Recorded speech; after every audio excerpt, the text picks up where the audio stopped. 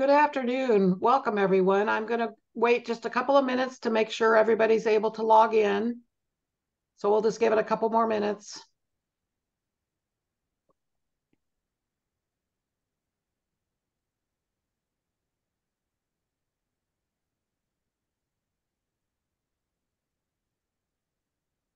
We're glad everyone can join us for today's program, which we're presenting Pamela Brigham, who will present her program, Getting the Most Out of Your MyHeritage DNA Results.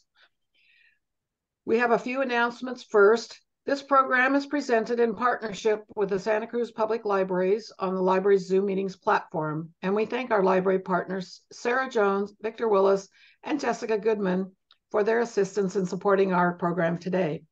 Just a reminder, we also have in-person viewing in the upstairs meeting room at the downtown Santa Cruz Library. No registration required for in-person viewing. You can watch the Zoom presentations on the large monitor, and society members are available after the programs to answer questions. It's a fun way to participate in the Zoom programs in the company of fellow genealogists. For details, you can contact Mike Epperson or join us at 1 p.m. in the library meeting room, and I hope some of you are there today. We have a new focus group, Genealogists Helping Genealogists, facilitated by Leslie Losey. The next meeting will be in person on Tuesday, October 10, from 1:30 to 2:30 p.m. in the genealogy room at the downtown library. This group will meet at the same time and place on the second Tuesday of each month.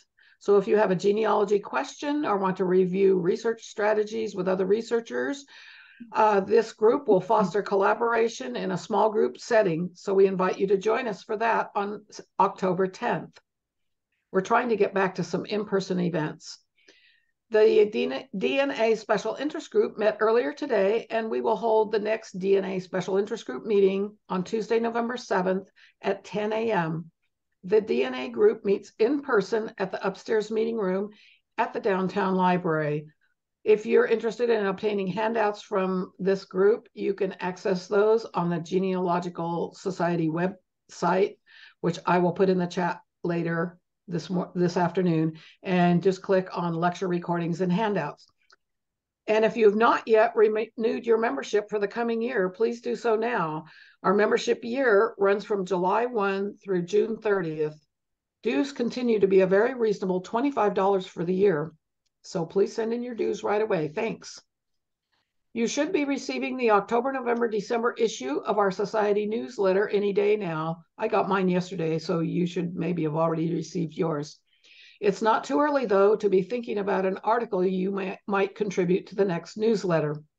Please send articles about your genealogical endeavors, brick walls, successes, and research tips to our editor, Lisa Robinson, by December 15. I have a couple of announcements about upcoming programs. On November 7th, local historian Ross Eric Gibson will present a program about why Santa Cruz isn't Los Angeles yet. And in lieu of our regular program in December, we will get together for our annual holiday luncheon. We are still sorting out the exact date, time, and venue for the luncheon, but more details will be sent to our members soon.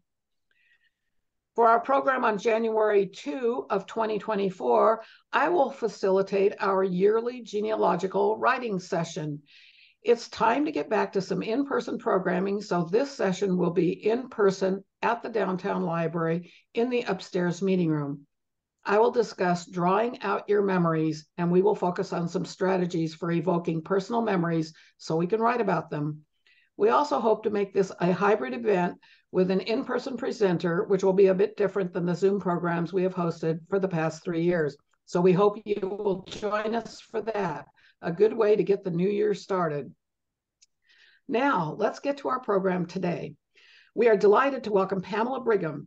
Pamela will show us how to get the most out of our MyHeritage DNA results. She will review how to evaluate the ethnicity estimates, how to use the analysis tools at MyHeritage, including the Chromosome Browser, AutoCluster, and Ethnicity Map tools. Pamela worked in the technology industry for almost 20 years and has applied her technology skills to effectively document her genealogical research. She enjoys teaching genealogy classes about using family search, Ancestry, MyHeritage, FindMyPast, and newspaper research. Pamela is president of the well-respected Silicon Valley Computer Genealogy Group, and she is a frequent presenter at the Ancestor Roundup in Seaside each January. Pamela received a certificate in genealogy studies from Boston University. Please join me in giving Pamela Brigham a warm Zoom welcome. Welcome, Pamela. Thank you, Gail. Appreciate that. Let me go ahead and share my screen here. You should be able to see my slideshow of DNA with MyHeritage. Yes, it shows perfectly. Thank you. Okay, so I'm going to cover a couple things in a slideshow, and then honestly, I'm just going to go over to MyHeritage web page because it's on Zoom. That is one of the nice, easy benefits of being able to then just kind of walk through MyHeritage DNA results and what you can expect, and walking through what all's available for evaluating those DNA results. So a couple things. One key thing I do want to mention, and I'll talk about this towards the end as far as uploading your DNA. If you've taken a DNA test with Ancestry, 23andMe, or Family Tree DNA, you can take and upload those results. You can download them from whoever you took it through, and then upload them to MyHeritage for free this week, and you get access to all those tools for free until October 8th. And you get access to them for as long as you remain a user on MyHeritage, which just requires an email address. So that's a key thing. If you've been holding off saying, do I want to, put up any DNA up on MyHeritage, do it this week because you get access to those tools for free. Otherwise, it ends up being $30 that you end up having to pay to get access to all the tools we're going to talk about today. So keep that in mind. As mentioned, you can take a MyHeritage DNA test, or you can upload one. These are just some quick little key points. MyHeritage health results do actually require that you have a MyHeritage DNA test. You can't just upload and get health results. Also, ethnicity results are updated automatically. Before we got started here, I was talking with Sarah a little bit about ethnicity results and what they are, and to take them with a grain of salt. But besides that, let's go ahead and just get into kind of the overview here of MyHeritage. So you've taken a MyHeritage DNA test. At some point, you'll get notified. You activated the test, you took your cheek swab, you sent it back to them, and then you got notified of, hey, your results are ready. Okay, now what? I remember taking a DNA test, when they first started coming out. I took one, probably the first one about 10 years ago, and I got the results and I looked at it and went, great, so what? Now it's a little bit more interesting. We've got a few tools out there, got a few tools to help you evaluate things. This is MyHeritage's DNA page. This is my page up there. When you first log in here, you get taken to an overview, which shows you an ethnicity estimate. You can see here that right now it says I'm 69% English, 21% North and West European, 9%, almost 10% other countries.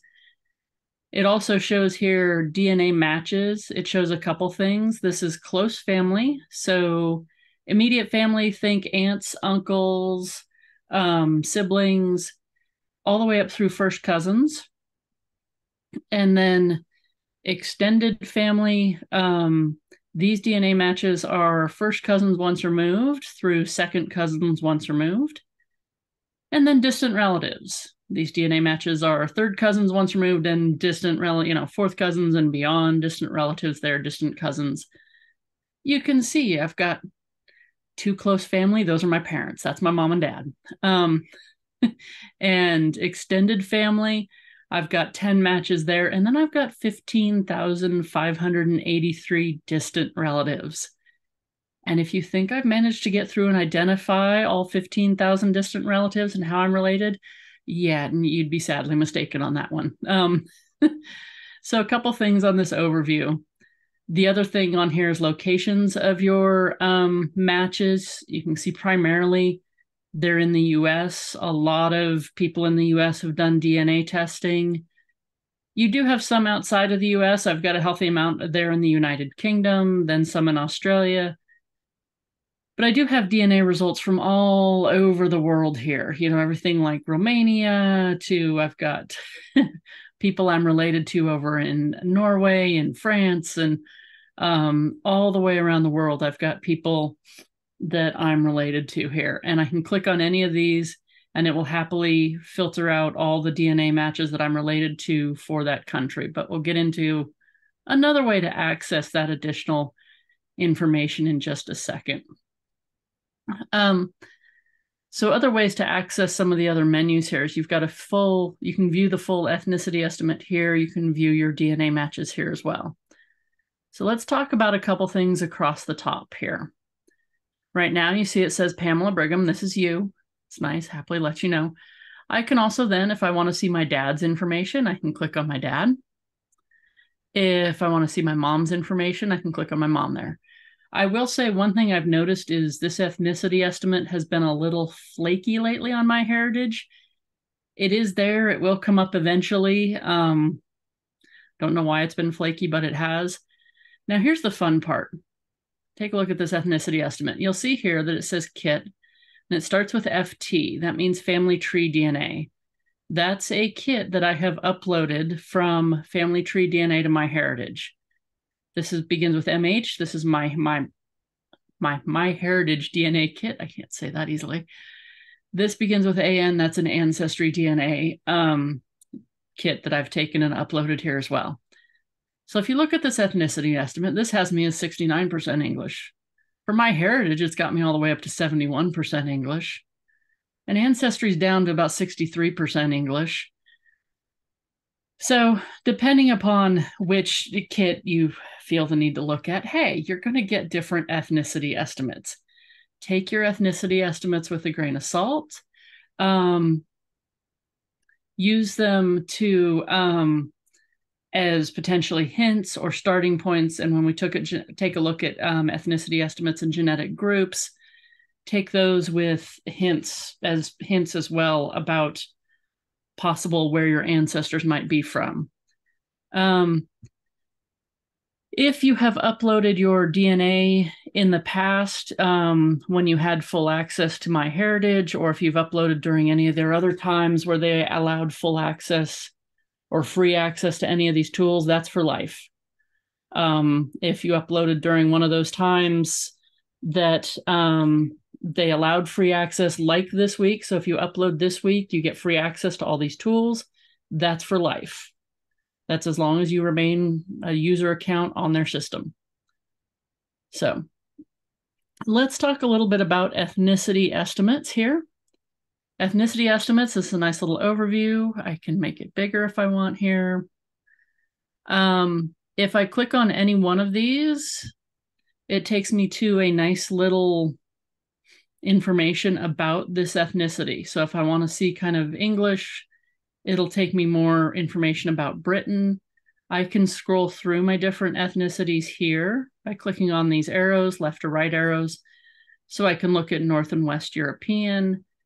And keep in mind something especially with the North and West European ethnicities, people migrated a lot in Europe.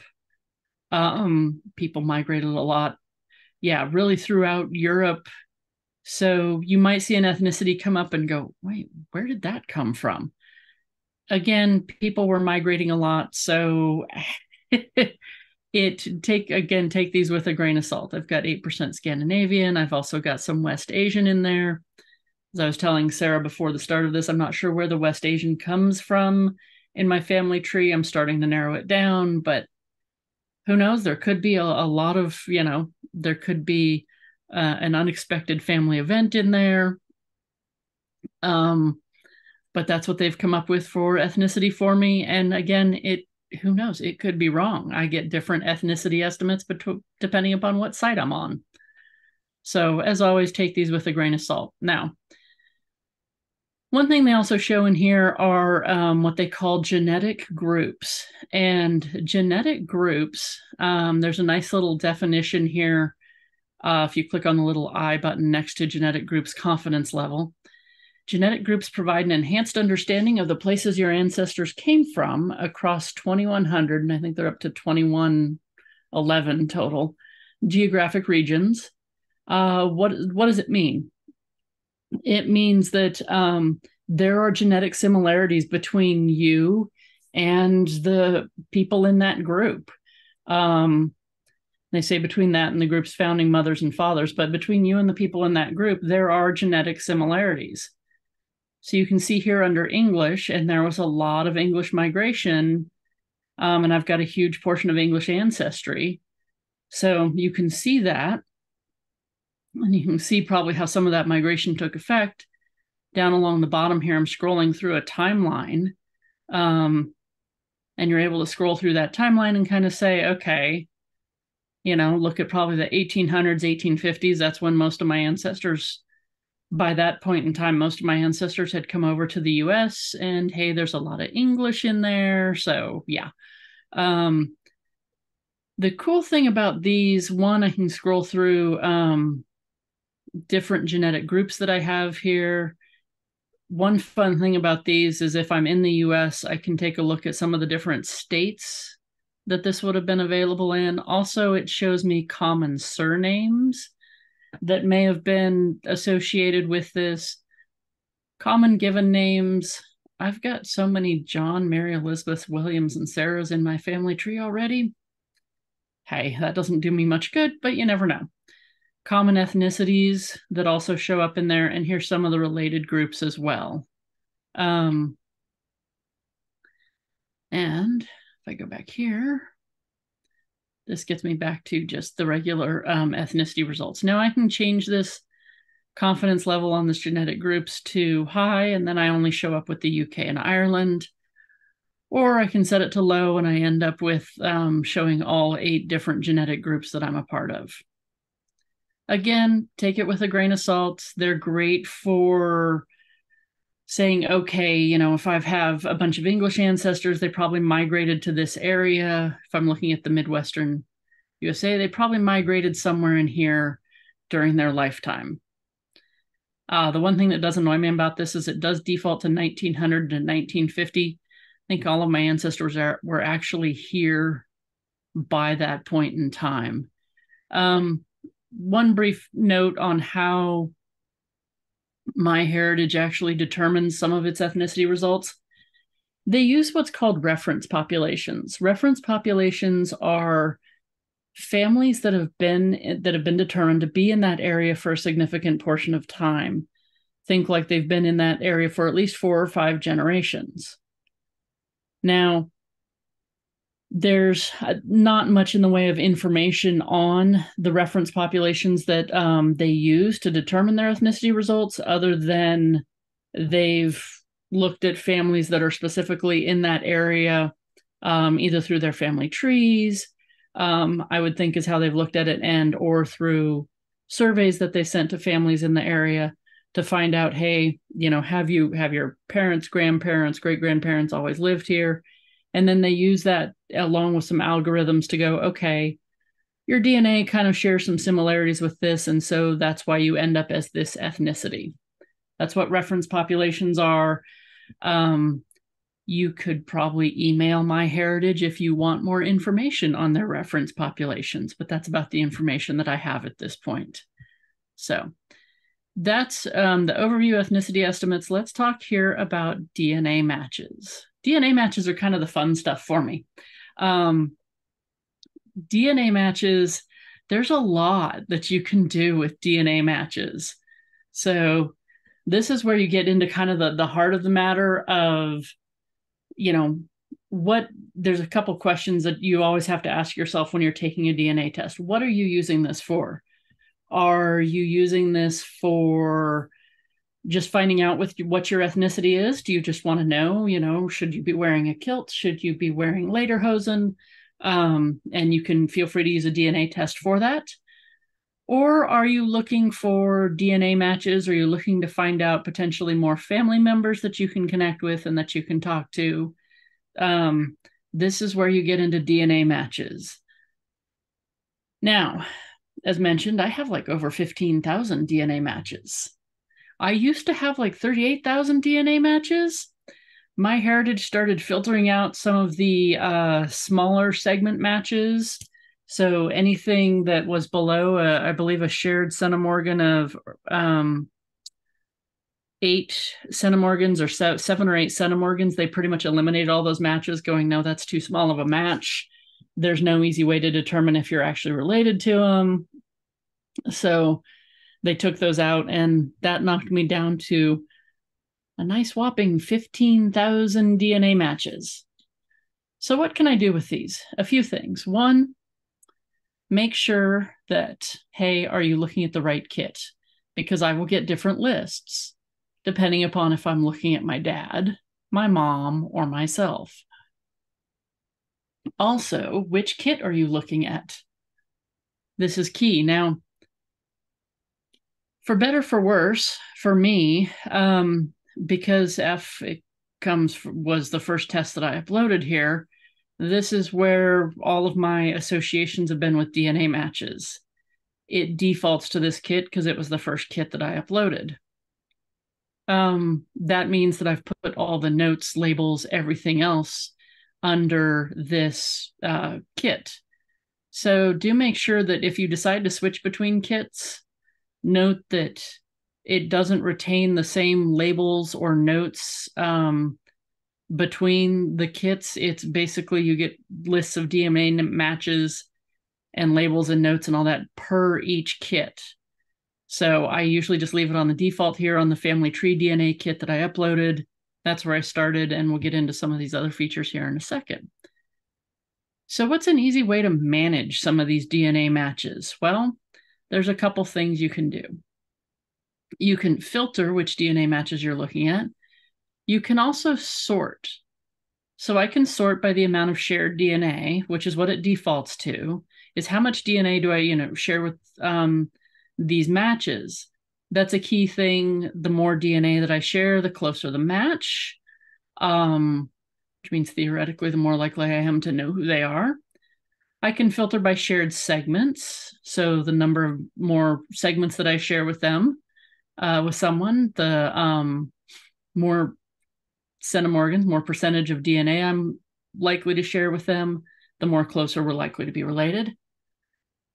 If I'm looking for larger segments, I can look for those as well by sorting by the largest segment. I can also sort by full name. So if I'm looking for someone specific in here, I am able to sort by the full name, and then I'm able to click on the little search button to search for that full name if I want to.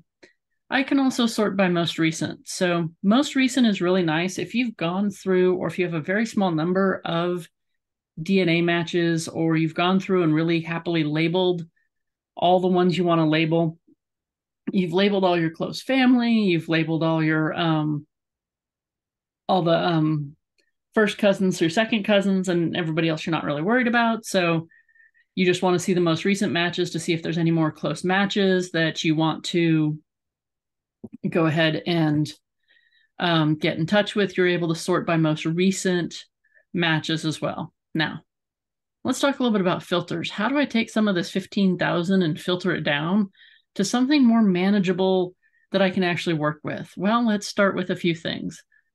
I've got 4 things across here: tree details, relationships, locations, and labels. And I turn those on and off by just clicking on filters here. So tree details. Few different things here. Has theory of family relativity, has smart matches, shared surnames, shared places, has a family tree. Tree details come into whether or not this person has a family tree. So if I'm looking at some of these matches here, here's a guy, he doesn't have a family tree. If I go up here and filter on has family tree, then suddenly a few people disappear and I've got more people that I can look at. And usually if someone has a family tree, it's a lot easier to figure out potentially how you're related to them. So that is one way to filter out more easily start figuring out how you're related to these matches. The thing that I love to start with is has theory of family relativity. So what MyHeritage has done has taken family trees and records, and with your DNA matches has tried to figure out for you, how are you related to this DNA match? And so they've come up with something that they call the theory of family relativity. And you can happily sit here and filter out whether everybody that has a theory of family relativity. And this is a great place to start, because with DNA matches, one of the things you really want to do is start figuring out who your known matches are, figuring out how you're related to these matches. And this is key, especially if you've got some close family in there or some extended family. So remember, extended family is first cousins once removed through second cousins once removed. And close is through first cousins. If you've got some close and extended family in there and you can figure out how you're related to those matches, you can really then start eliminating portions of your family tree to look at to try to figure out how you're related to one of these people. And you'll see with this nice little filter, it took that down from 15,599 matches down to 28 DNA matches that I can more easily figure out how I'm related to. And some of these I've gone in and confirmed, but I can go in here and look at that theory of family relativity really easily. So for someone, this person who I have no idea who this person actually is, I can come in here and go, okay, how does this person show up? All right, you've got the overrackers in there. She's an overracker. Good to know. Now, keep in mind, this says, hey, this is probably a shared match between the family trees. Take it with a grain of salt, because we all know just how overwhelmingly accurate the family trees are on any of these online websites, right? Yeah, so family trees can be, somewhat accurate, inaccurate, who knows? But you can go in here. They give several different paths for this theory of family relativity.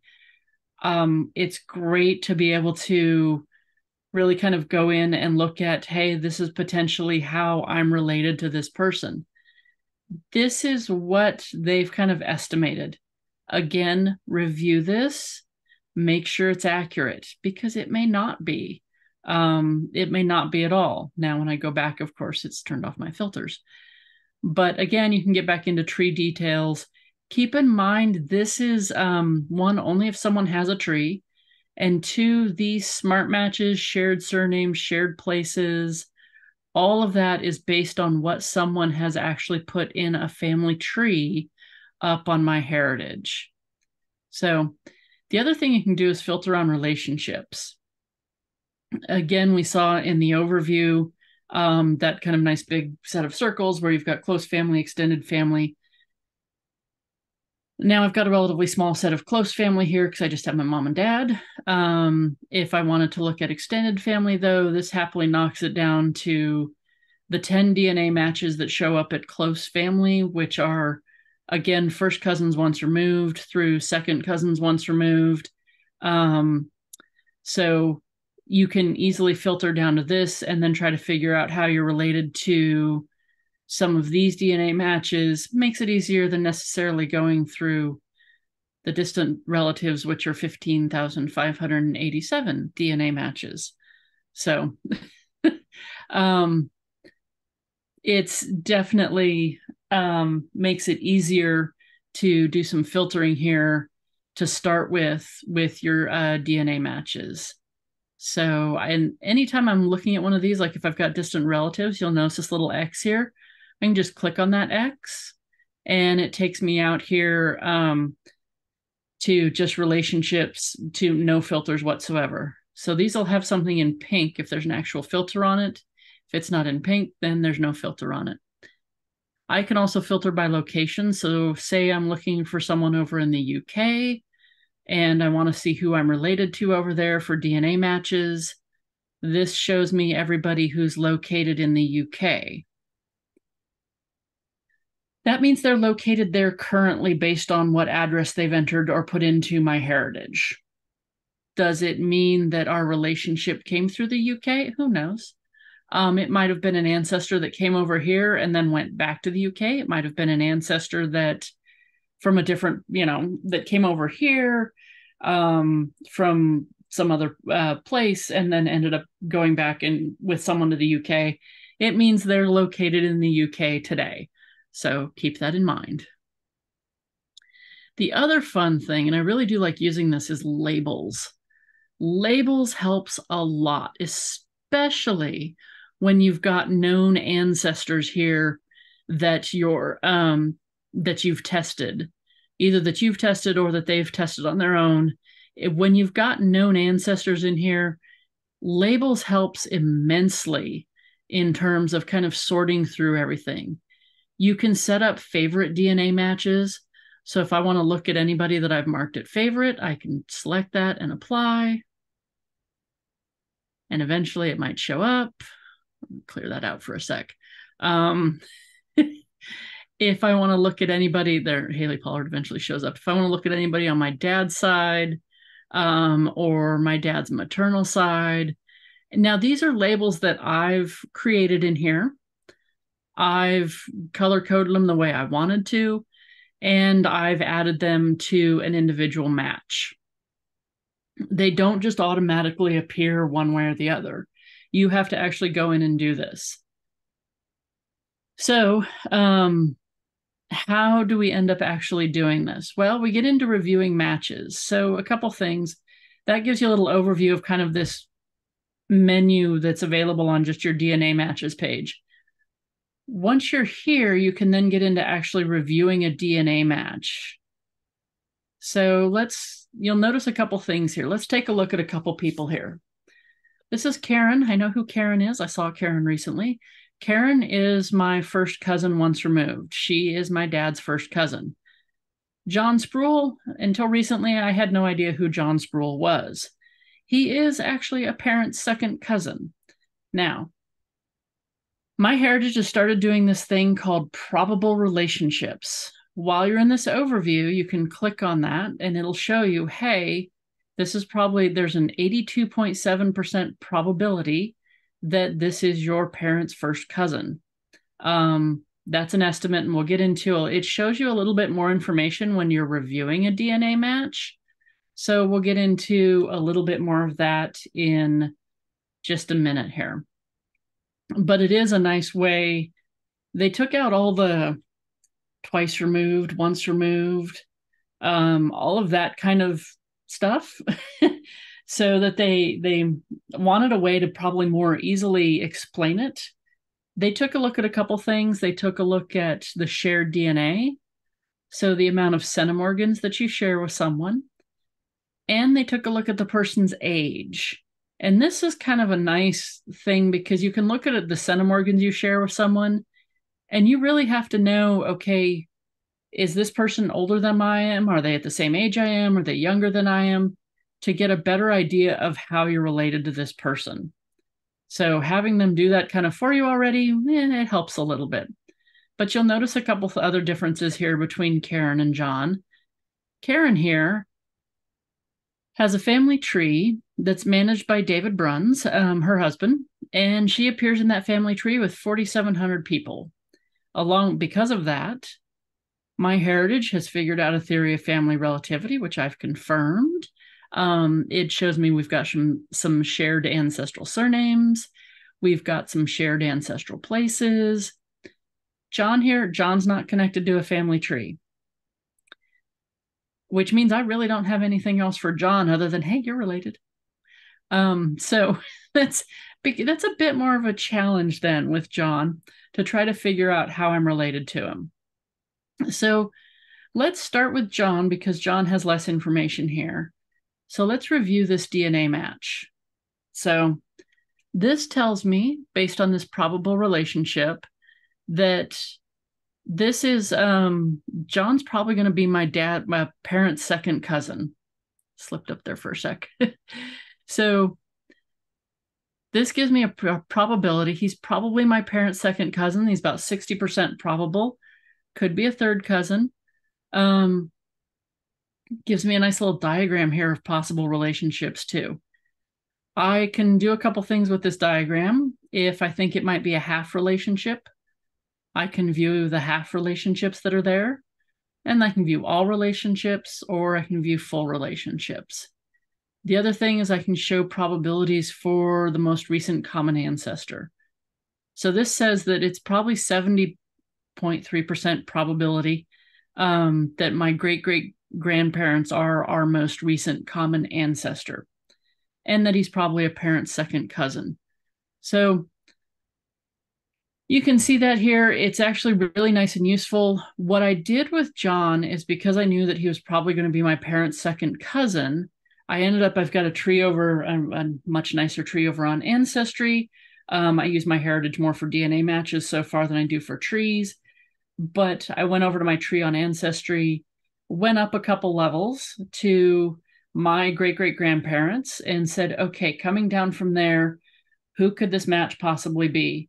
After doing a little bit of evaluation and looking through where the first cousin level would be, the second cousin level would be, and realizing there'd be a second cousin to my dad, to my parents, then, and I'll show you how I knew he was a second cousin to my dad in a second. But looking at that, I was then able to figure out exactly where he fit in a family tree. And let me just a sec here. I need to move something down. If I go over to Ancestry, log in here really quick, look at my trees, look at my Brigham family tree. I was able to take a look at, this is my dad. So I know he's going to be on this level. Go up to my great-great-grandparents and go, okay, it could have been on a couple different ways that this could have gone. Let me show you how I figured out some more details about how I'm potentially related to John here. So let me scroll down through what else I've got here. Okay, this is one of those key things that it's really nice to have people in here tested that I know how I'm related to them. So I know that how I'm related to my dad. That one's a little obvious, sorry. But I also know how I'm related to Karen. And I know that Karen's a first cousin once removed. She's a first cousin once removed on my dad's mother's side. So that really helped me when I was actually looking at this family tree. I'm like, okay, if I'm looking at my dad, I'm looking at my dad's mother's side. So I'm looking at this on probably either the Richards or Caldwell side of the family. Well, when I looked at the Caldwell side,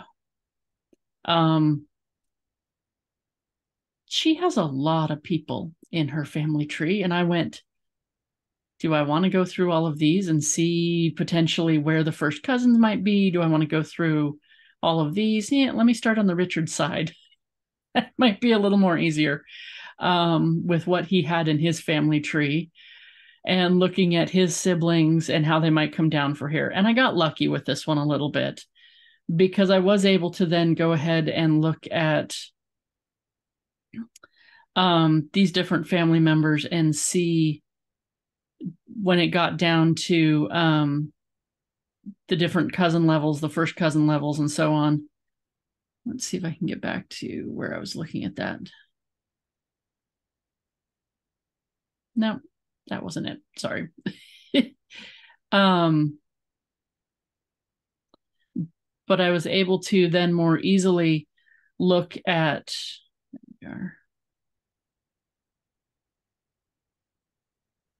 was more able to easily figure out based on his relatives, William H. Richards and his relatives, and the hints that I was getting for him, how I was actually related to John Sproul because he ended up being a second cousin. He ended up being at a level down over here that I was able to figure out. This made it a lot easier knowing that he was on my dad's side, he was on my dad's maternal side, and I knew that through these shared matches, shared DNA matches. Let me be specific about that, because you can also have shared matches based on your family trees. This is shared DNA matches. Now,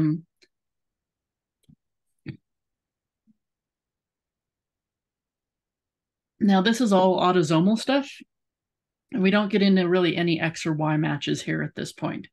So shared DNA matches. The other thing that's nice about this is this tells me the probable relationship to me for this shared match and the probable relationship to the match that I'm looking at, so John Sproul. So this made it easier to figure out, hey, this is probably my dad's second cousin. Now Karen, who's my dad's first cousin, is probably her second cousin as well. Okay, so that means I really needed to look at my dad's maternal side.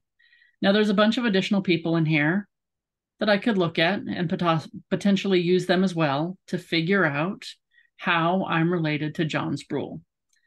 Now, a couple things about John here. Again, I added information here once I figured out how I was related to him. I added a note that he comes in through the Richards line. He's the second cousin once removed on my dad's side. I can contact him here. I can save this note if I want to add information to it. Again, keep in mind, this is all looking at this kit, which is FT, my family tree DNA kit, and that's where my notes are at. So if I ever want to look back at those notes, I need to make sure I'm looking at that kit. So now, let's go back to DNA matches. Let's look at Karen here. Let's review her as a DNA match. I get a lot more information here. One, to start off, I've got a theory of family relativity that it's all, and I can view the full theory from here if I want. It's going to give me that to start with, and this is because Karen has a tree associated with her. Gives me possible relationships again, and I can get more information. It gives me shared ancestral surnames, so surnames that we might have in common. It gives me shared ancestral places, so we see where some of the different common places that we have, and some of those are not useful, but okay. Shared DNA matches. Again, we get into those shared DNA matches. One thing that's nice is you can get into, like for here, if you're looking at the shared DNA matches that I have with Karen, I know that Karen is on my dad's maternal side. So if I'm looking at, say, Beverly Jean Keel here, I can click on this and easily add her to my dad's maternal side and apply that label there. So now I've got her labeled as well. So I can easily go through all these shared matches if I want to, because they share matches with both Karen and my dad. So dad's side, dad's maternal side. I can do all of that if I want to. It makes a really quick and easy way to evaluate or to at least group a bunch of matches together, which helps a lot when you go back to this main screen. You can then say you want to take a day and look at all the matches that are on your paternal side or your, in this case, my dad's maternal side. If I wanted to look at all of those matches, I could. Maybe I've got a more well-built out family tree there. I'm able to do that. So that's one easy way to go ahead and manage your DNA matches. Sorry, that's not a match. Reviewing your parents' match honestly doesn't get you much. It's like, hey, yeah. Reviewing another match that's not quite as close may get you some more information. So let's take a look here again back at Karen. Let's continue scrolling through her as a DNA match. We have the shared DNA matches, as I mentioned. We scroll down through that. It's got pedigree charts in here. It's got pedigree. It shows basically the family tree that Karen has. It shows that pedigree chart here. It also has one for me that I can take a look at. And again, it has one for Karen that I can take a look at. So know that if you agree to that, hey, your tree could be public that way for someone to look at up on MyHeritage. If you attach it to your DNA, then people will very much be able to look at that family tree. Keep that in mind. This is a chromosome browser.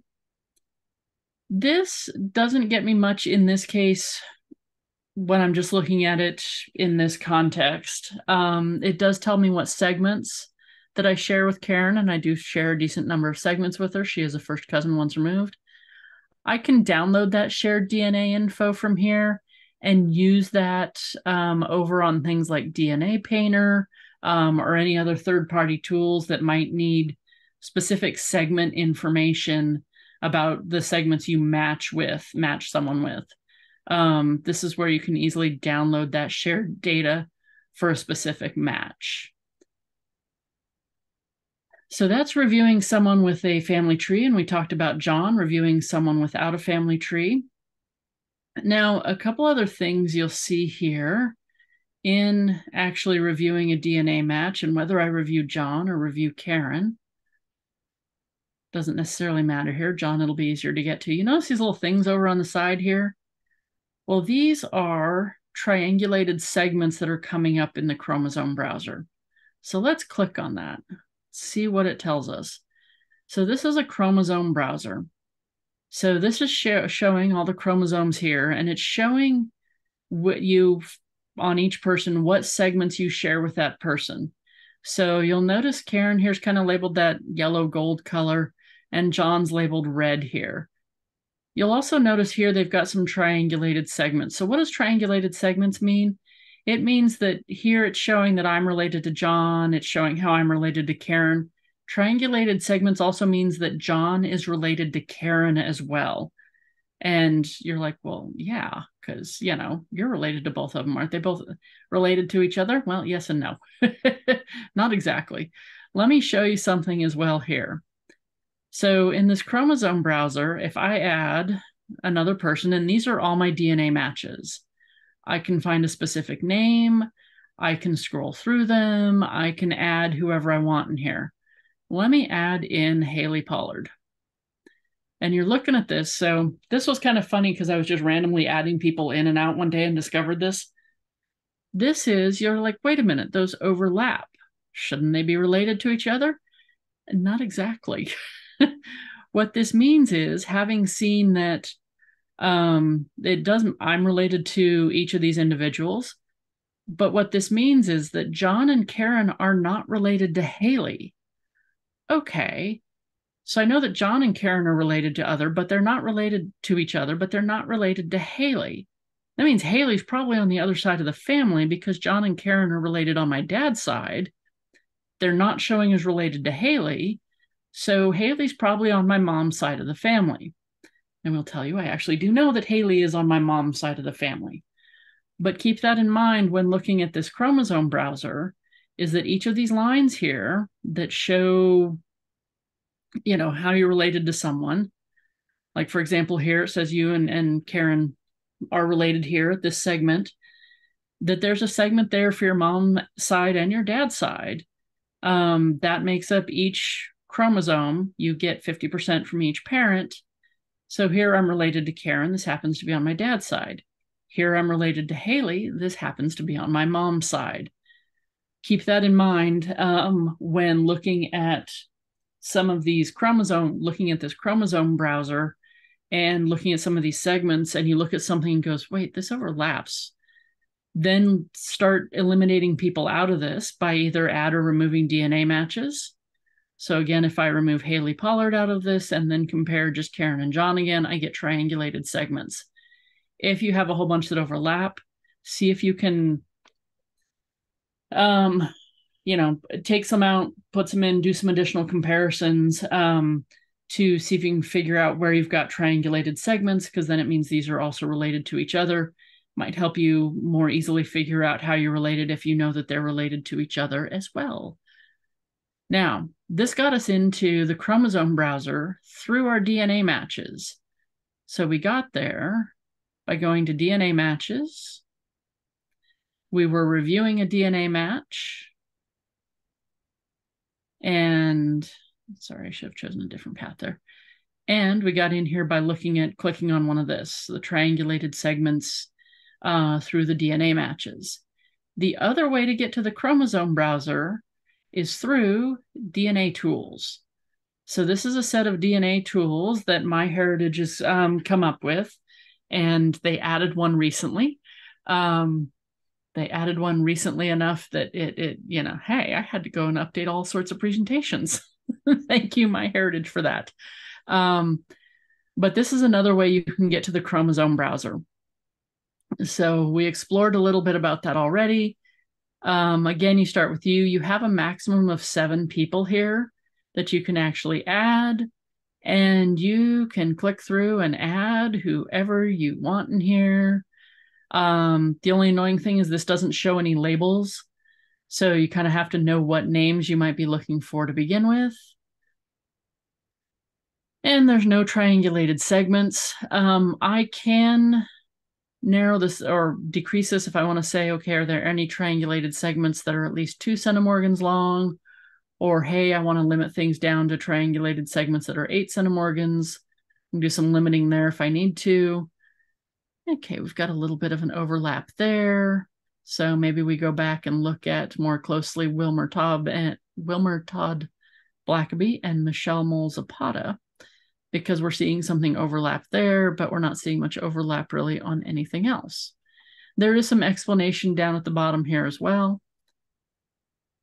in terms of how many segments we might share with some of these matches.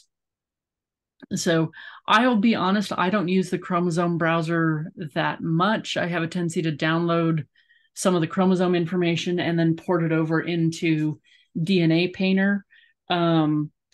If you want a good primer on DNA Painter, I think it's tomorrow that Johnny Pearl, who's the creator of DNA Painter, is actually doing an intro to DNA Painter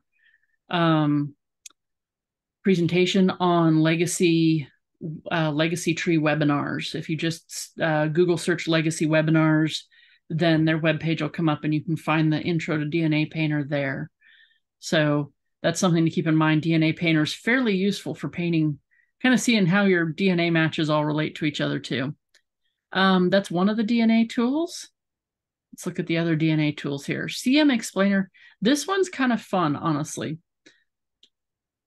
So I can enter in any shared amount of DNA and my age and say my match's age and submit. And this says, hey, your most probable relationship is your parent's second cousin. If you've ever calculated out probabilities, you don't ever want to get into that, trust me, unless you really, really like math. There's a lot of math that goes into calculating probabilities. I've done it once in my life. That was probably enough for me to ever wane me off from ever doing it again. But they do this nicely in the background for you. Yay. This shows that this person is more than likely my parent's second cousin. And it tells me that, hey, my most recent common ancestor could be a great-great-grandparent, great-great-grandparents, their third great-grandparents. So this gives you a nice way to narrow it down, especially when you're trying to figure out how you're related to somebody. This is a really nice way to say, okay, if I know I'm related to this person on my paternal side of the family, so my dad's side of the family, and our most recent common ancestor is probably either our great-great-grandparents or our, great-grandparents, then you know what? You've narrowed it down to just a small section of names here that you then get to go look at their family. That is a huge difference. The other thing it helps is when you're contacting someone and saying, hey, we might be related. According to this DNA test, we're related. We match at DNA. Here's the surnames that I have that on how we might be related. Here's the surnames that go along with, my great-great-grandparents, my great-grandparents. Do any of these surnames look recognizable to you? Or how do they fit in your family tree? it really helps if if you need to contact someone who might not have a family tree up in MyHeritage. This is great for really being able to narrow down those surnames that you might be able to hand off to that person to say, hey, this is how this is where we might have a common ancestor. Does any of this look familiar to you? So this is a really helpful tool for being able to do that. You don't have to put your ages in. These are optional. If I just knew that I had shared 123.4 centimorgans with someone, it says, hey, your most probable relationship is this. Second cousin's child, parent, second cousins. And this is why ages really come in handy, because it can narrow those probabilities down so much farther than if you just put in the shared DNA. And so this is something they released this year at RootsTech. And they've been adding to it and modifying it a little bit ever since. But it is really helpful for kind of narrowing down your most recent common ancestors and how you might be related to a match. It's really helpful for that. It's one of their nicer tools that I like using. We talked about Chromosome Browser. The next one is auto clusters. And you're like, great, you go in here and you just, hey, pick a kit, click generate. What does that do? That eventually, if I click generate right now, it happily says, great, they're being generated. I'm going to send you an email when it's done. Thanks. And you're like, okay. So they then eventually send you an email. That email will contain a zip file. That zip file can get expanded into 3 files here. One's a README. And do go in and read the README. I'm not going to bring this up right now, but do actually read it, because it tells you what centimorgans what values they limited. It tells you who got eliminated from the shared matches, from the matches they looked at, and why they got eliminated. So it explains a lot more. The other thing they then give you is this HTML page that, let me go up here. This is that HTML page. And happily, when you first load it, comes up like this, does this nice little animation, puts all these people into nice little clusters, this nice great graph. What I love here more, and understand I'm a spreadsheet geek, is I love the tables here, because this clusters people together who are most likely related to each other, which means if you can figure out how you're related to one of these, you might be able to more easily figure out how you're related to all of these people. And so it clusters them together. Now, a couple things to note. Up here, it says total number of DNA matches that it used in here is 75. And you're like, wait a minute, you have 15,599 on that first page. How do we get down to 75?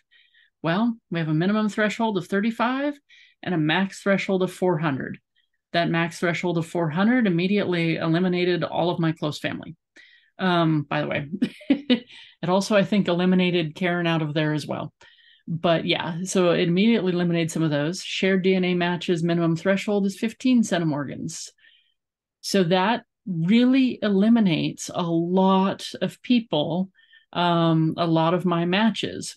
But that's the bad news in terms of elimination. The good news is that now I've got these 75 matches that are clustered together, and they're probably related to each other in some way, shape, or form. And it gives me a little bit of detail about them here. I can click on each match and it'll take me over to them to review them if I want. The other thing it tells me that I love is who has a tree and how many people they have in that tree. Scott Mole has 4 people in the tree. Am I going to be able to figure out how I'm related to Scott Mole based on 4 people in his tree? Probably not. But Carly Hinkle's got 4,002 people in her tree. Am I going to be more likely to figure out how I'm related to Carly Hinkle because she's got 4,000 people in her tree? Probably. So let me take a look at Carly first, see if I can figure out how I'm related to her, and then see if I can figure out how that helps me figure out how I'm related to Scott. So a lot of this with figuring out how you're related to DNA matches is honestly process of elimination more than anything. If I can figure out how I'm related here to Beatrice Marie Jacobson, then maybe I can figure out more easily how I'm related to someone who only has, one person in their family tree. Or I've got Meredith Lorraine Morgan here, who's got 82,910 people in her family tree. Maybe it's easier to figure out how I'm related to her. I can do this with all these clusters by easily looking at this table. I've got John Spruill here. You can see how he's related to some other people. I already know how I'm related to him. It does include the notes that I've got with him because I looked at that specific kit. So yeah, it makes it a lot easier with these clusters to be able to start figuring out who you want to look at first to potentially evaluate how you're related to them, to then either contact them, look at more information, or to get more information, or just, noting in there, noting in that match how you're related to them, especially if you're trying to solve a brick wall and you're trying to figure out, okay, who's all the relations on, say, my mom's maternal side that I want to take a look at that might have information on how I'm, related or to them, or how that might break through a brick wall. They might have more information that I don't have that can help me break through that brick wall. All of these tools are very much out there to really help you do that, to work with your matches more than anything, with the exception of maybe this tool, the Ethnicities Map. Yeah. These are ethnicities around the world. This is by country, so I can click in and, Canada is mostly composed of these ethnicities. These are the most common ethnicities in Canada, according to the MyHeritage's DNA users data. I can look at, if I look at the US, I can then look at a specific state. So if I look at California, I've got, according to the MyHeritage's DNA users data, most common ethnicities from California are English, Scandinavian, North and West European, Iberian, and Mesoamerican and Andean. So yeah. Okay. It's kind of cool and fun to play around with. I haven't found a good way that it actually helps me that much in some of my research, but if I need a nice break from doing some DNA research, occasionally I'll come in and play with that. So what else do I have under DNA here? So we looked at really the overview, ethnicity, DNA matches, and DNA tools. Those are the key things to really look at when looking at your MyHeritage matches and what to do with them and kind of how to process them, how to connect with them, and how to really work with your DNA matches. You do have in here health reports, DNA kits, and you can upload DNA data. You can also order DNA kits. Health reports, they're in there. I've got health reports. They tell you a certain amount of information about your health. They're finding new information about health and DNA every day. So if you want it, go for it. I haven't found much useful information in it one way or another. I did found I'm not a carrier for anything. Okay. Great. I guess.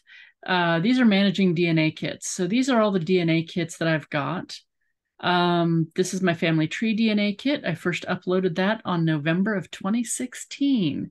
It's been a while. So this is my MyHeritage DNA kit that I took. This is my Ancestry kit that I didn't feel the need to upload until 2021. This is my dad's DNA kit, my mom's DNA kit. And these are DNA kits that I've been purchased and they've ended up with other people who may or may not have done anything with them. That's fine. That's their business. Now over here, I have these vertical ellipses that I can click on. I can reassign this kit to a different person. I can view my ethnicity estimate, DNA matches, or I can delete the kit if I want to. If you've uploaded a kit and you delete it, hey, just upload it again, obviously.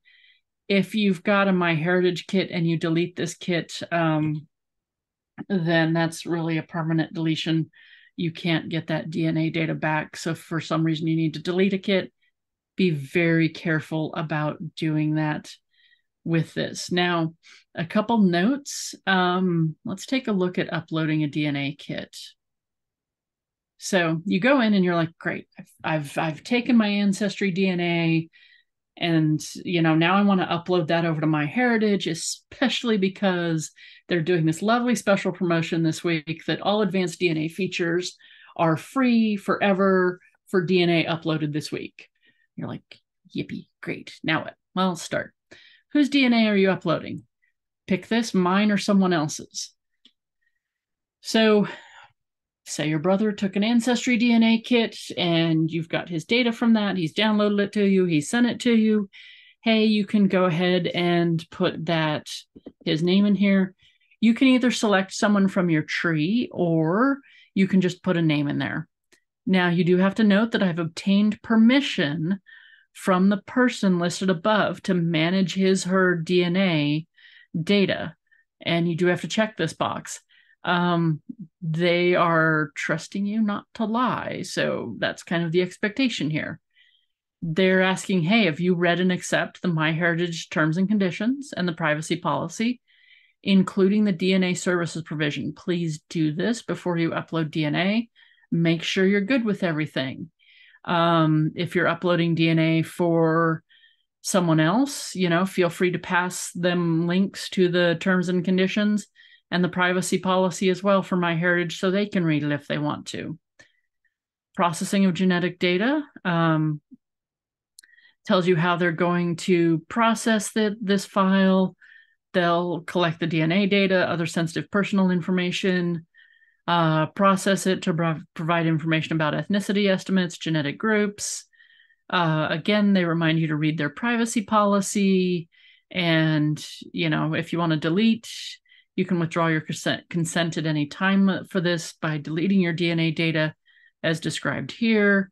And then you have to explicitly consent to MyHeritage processing this DNA data file. Next one, upload for personal use. So you're confirming that the DNA you're uploading is not related to any law enforcement or forensic investigation. And you have to check that box before you can continue. This is if you want to enable DNA matches. Hey, I'd always want to click yes on that, but that's up to you. Sharing data with DNA matches, I can choose whether I want to share ethnicity estimates and genetic groups with other DNA matches. I can share DNA segment data with DNA matches. I can select those if I want to. Do I want to participate in research? There's a DNA informed consent here as well that you can select. And then you get to this last page where you review and then you upload the file. And you're like, great, how do I get the file to begin with? Well, over here on the right. Download your raw DNA data from your provider, Ancestry, Family Tree DNA, or 23andMe. Click on the button that says how to download. And you can pick your provider here, either Family Tree DNA, 23andMe, or Ancestry, and they will walk you through the specific steps on how to download your data from one of those providers. So if you've taken an Ancestry DNA test and you've kind of like, should I upload to MyHeritage? This is the week to do it if you want free access to all those tools. So, and they will tell you exactly how to go in and download that data from Ancestry. They'll walk you through step by step on how to get to that data and how to enter your password, download your DNA data, all of that. They'll walk you through. You go through all these steps here, you click upload, you put in the file, and then a couple days later, and it does take a couple days to process. I think they say it takes at least 48 hours. I think they've said 48 to 72 hours lately, depending upon how much traffic they have. And then eventually you will get to one of these DNA screens again, where you'll have, now you may have to go in and select that different kit once you upload one. It does default to you. So, or it does default to the first kit you uploaded there, which was me. So that's some information there about how you upload your DNA to MyHeritage. That's about it. Let me do one quick check here on, let me go ahead and stop sharing briefly. There we go. And I just want to do a quick check, make sure I didn't miss anything. I have all these in a PowerPoint slide in case there's something wrong with internet connectivity. Nope. Okay. that is all the information I have on MyHeritage DNA kits. So let's take a look. I know there's a few questions, couple open questions over here in the Q&A. So let's take a look at a few of these. So is there information on site that has MyHeritage's reference populations? I don't know. You could probably email MyHeritage support, which is just support@myheritage.com, and ask them if they've got more information about their reference populations. They are great usually about response to their support email address. Have I noticed differences in matches that appear in your different kits or your parents' kits? I did a little bit. I've had matches that show up in my parents' kits that obviously don't show up in my kits because we've lost that DNA within just one generation between my parents' kits and my kits. I haven't noticed differences in matches between my different kits. Those usually all show up as the same matches from what I've seen. Is there any difference in the test results if you upload your results from another testing company versus taking a MyHeritage DNA test directly? Difference in test results that I've seen are really within the ethnicity results. We saw that a little bit. Let me bring that up briefly again. So you'll see it in the ethnicity results. The ethnicity estimates are definitely different between all three of them. And you don't even want to see my ethnicity estimates over on Ancestry because they're vastly different than what these are here. So again, that's why I take it with a grain of salt.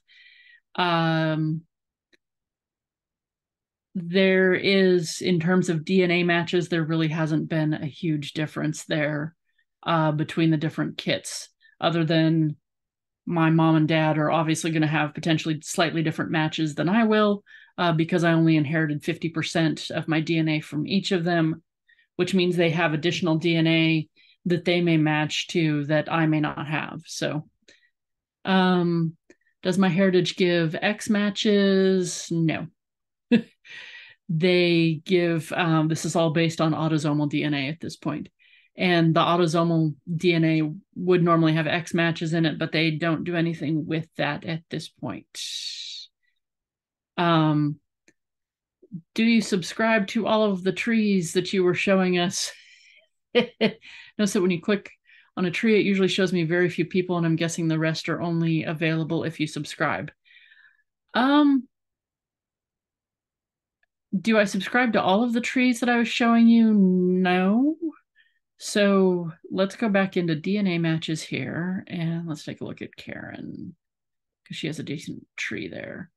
So I'm sorry for the quick scrolling here. I don't subscribe to this tree at all for Karen's tree. This is a tree that she's made public, or that her husband rather has made public. And so I'm able to look at it that way. A lot of it depends upon what trees and what amount of the trees has been made public at MyHeritage, or if they're private. So that could make a difference. And thank you to Sarah for posting the link to the Johnny Pearl program in the chat. I appreciate that. Let's see, if you've mislabeled some of your matches. Let's go back into DNA matches. So if I'm looking at this DNA match, am I looking at the right kit? No. Let's look at the right kit here. If I click on this, check this person. So say I went in and labeled John Spruill wrong. Say I wanted to change my label on him. If I just click on this checkbox on the left here, then I can quickly uncheck any of these boxes on his labels. There's not an easy way to, I don't think there's an easy way to remove labels from everyone and start from scratch. But having said that, feel free to email MyHeritage support, which again is just support@myheritage.com, and ask them if there's a way that they can reset it for you. They may be able to do that easily. I don't think there's an easy way to just do that for everybody all at once. Okay, Esther, I'm almost 100% Ashkenazi Jewish, so I have endogamy. Is the 15% lower limit for the total shared DNA or for the longest segment? Referring to the auto clusters for the 15 centimorgans. That is minimum threshold, shared DNA matches, minimum threshold. That's a good question. I honestly don't know the answer to that. And let me see one thing on, because you used to be able to, there used to be some flexibility in this, but they may not have it anymore. Yeah, darn. There used to be a bit more flexibility in terms of whether or not you could set some of your min and max thresholds. So no, yeah, I don't really have a good answer for you on that one. Esther. Cluster. No, that didn't help there. Sorry about that. For place matches, what does it use? Place of birth, place of marriage, place of death, residence. Also, can you search for matches for a given surname combined with place names in a tree? How about searches for a person and their location? For example, I'd like to search for a cousin who lives in a particular place in Europe that may be from an area closer to where my family came from. Okay. That's getting a bit of a challenge there. So let's go back here up to DNA matches, and there's a couple things. One, so there's locations. So if you know that a DNA match that that your cousin lives, say your DNA match lives in the United Kingdom, you can look at all the people who live in the United Kingdom. But then you really can't, there's no, you can look and see if that, maybe their extended family that lives in that area. You might be able to see if they've got shared places or shared surnames on their tree that also live in the United Kingdom.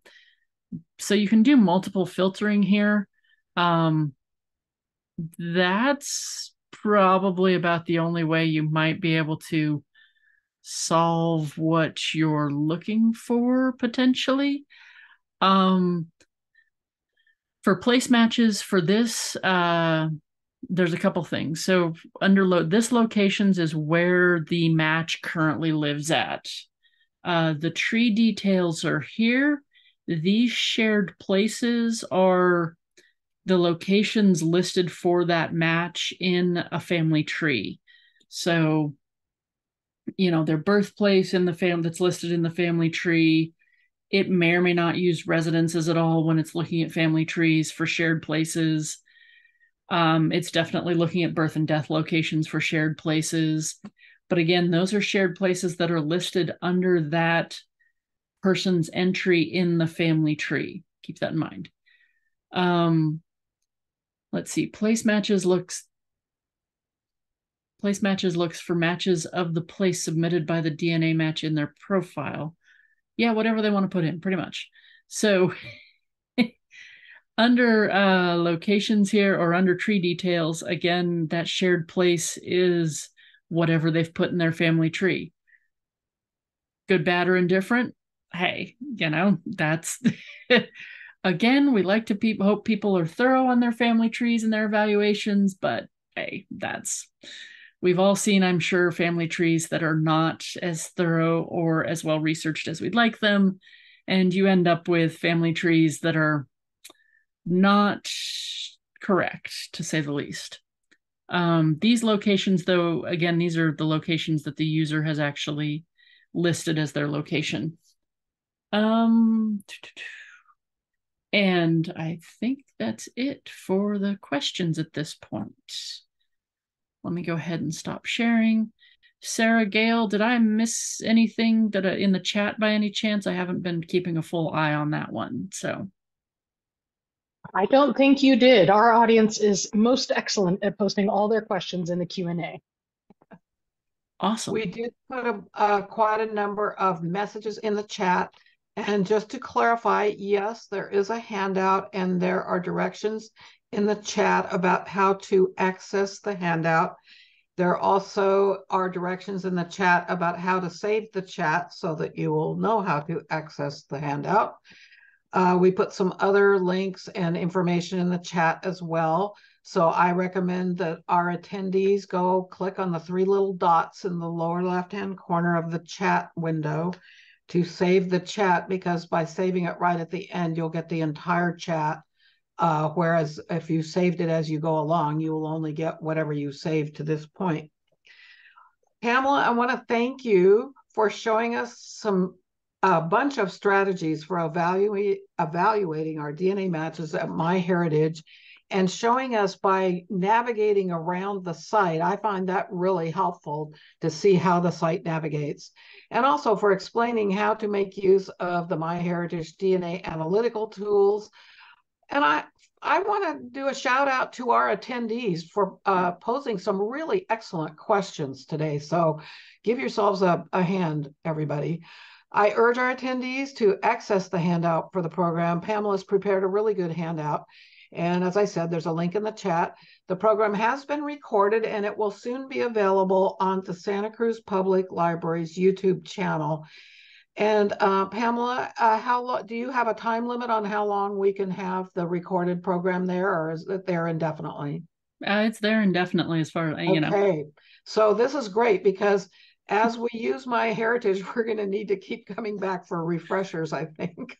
Now, I will say one thing though. MyHeritage has a tendency to add new stuff. Well, yes, I know. So, a year from now, that might be a little out of date. But yeah, okay. So be warned. My advice to everyone is dive in and start using MyHeritage, because that's how you become familiar with it and get the most out of it. Yeah. So and especially because you get access to all those tools this week for free. For free. That's amazing. Yes. In perpetuity. That's really amazing. Yep. That's awesome. Okay. Thanks to all of you for being with us for today's program. I hope you'll join us again on the first Tuesday of November, which is November 7th at 1 p.m. for the presentation by local historian Ross Eric Gibson, who will present his program on why Santa Cruz isn't Los Angeles yet. And you can see that on the calendar on your screen.